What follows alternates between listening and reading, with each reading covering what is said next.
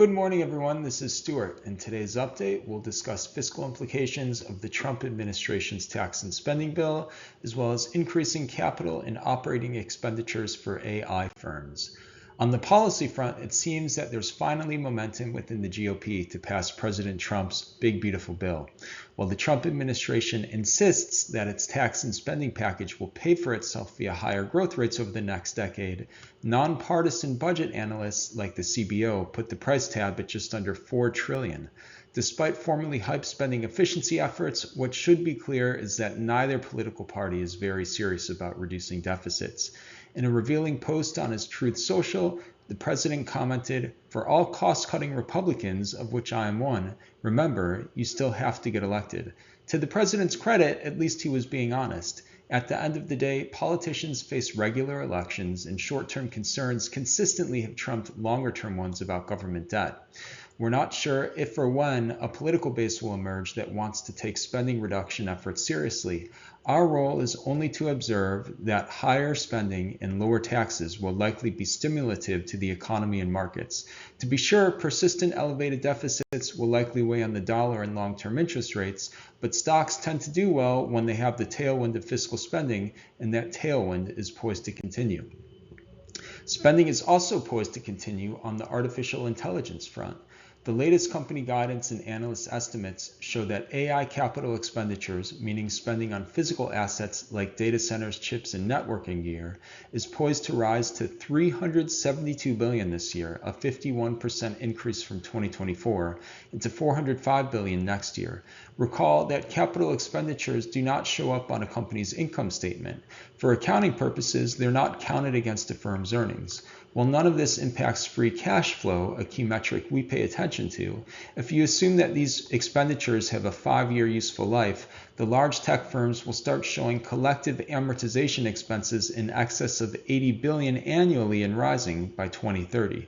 Given the positive market responses to this spending so far, investors are implicitly betting that the revenue and income generated by this investment cycle will exceed these future costs. We think it's a reasonable bet, but as expenses keep rising, we do think investors need to focus on revenue tied directly to AI efforts. In any event, all of this spending remains constructive for firms involved in the AI infrastructure complex, from semiconductors to data center construction to power assets. What may attract more investor attention in the near term is the monumental spending spree that tech firms are now embarking on for AI talent. Unlike capital expenditures, which do not impact bottom line EPS in the initial year of spending outlays, salaries for personnel are immediately expensed.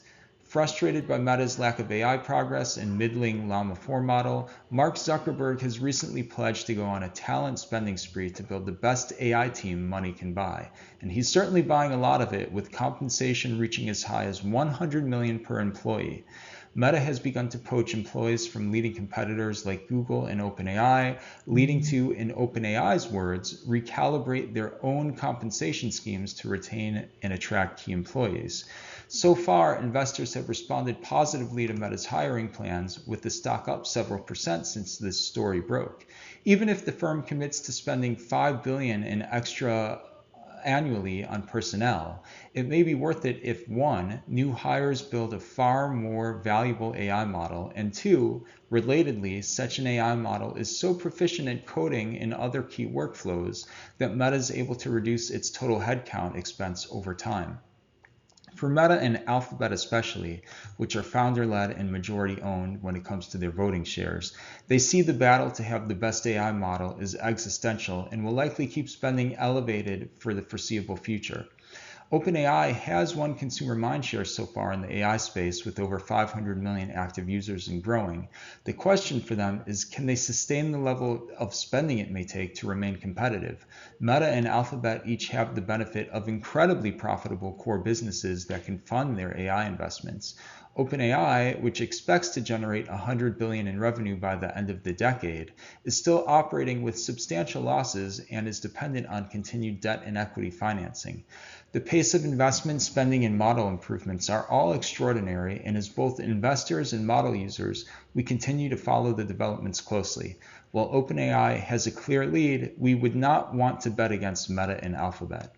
As always, if you have any questions about anything we've discussed today or would like to review your portfolio, please don't hesitate to reach out. Thanks and have a great start to your week.